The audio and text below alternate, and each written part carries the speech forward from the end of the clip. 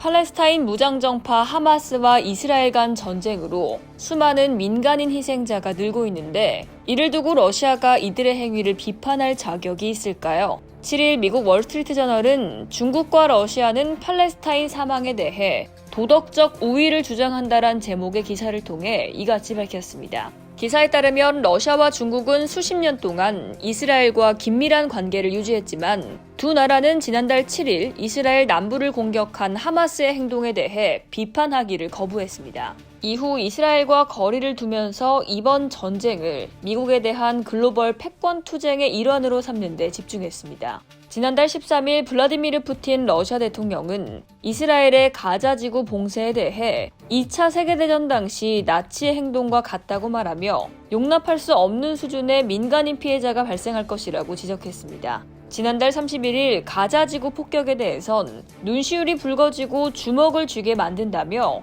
우크라이나에 주둔 중인 러시아 군인들은 똑같은 미국의 악의 뿌리와 싸우고 있다. 이들의 전투가 러시아와 팔레스타인 사람들의 미래를 포함한 전 세계의 운명을 결정지을 것이라고 말했습니다. 시진핑 중국 주석은 공개 논평을 피하는 등 차분한 방식을 고수했는데요. 반면 중국 국영 언론은 중동에서 미국의 행동에 대해 위선적 전쟁광이라고 비난하며 즉각적인 휴전과 팔레스타인 국가 구성을 요구하는 논평으로 가득 차 있습니다. 장쥔 유엔 주재 중국 대사는 이스라엘이 전쟁 과정에서 병원과 난민촌, 학교, 예배 장소 등을 공격하고 있다며 가자는 어린이들의 무덤이 되고 있고 누구도 더는 안전하지 않다라고 규탄했습니다. 또 국가들은 지정학적 계산이나 이중잣대를 고수하기보다는 도덕적 양심을 지켜야 한다며 중국은 국제법에 따라 정의의 편에 설 것이라고 말했습니다. 중국 외교정책 전문가인 싱가포르 난양공대 리밍장 교수는 월스트리트저널에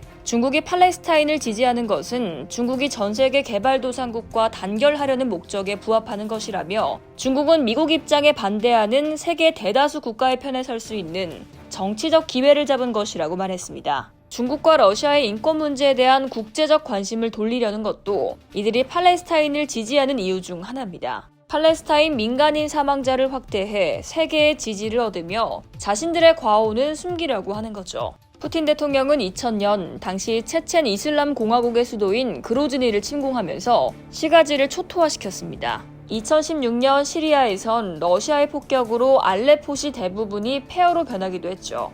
우크라이나 도시 마리우폴에선 몇 달 동안 최소 2만 5천 명의 우크라이나 민간인이 사망했습니다. 중국 역시 신장 지역의 소수민족 주민들을 강제 구금하는 수용소를 운영해 인권 침해를 자행했다는 비난을 받고 있는데요. 유엔과 인권단체들에 따르면 해당 수용소에 100만 명이 넘는 위구르족과 무슬림 소수민족이 갇혀 있는 것으로 알려졌습니다.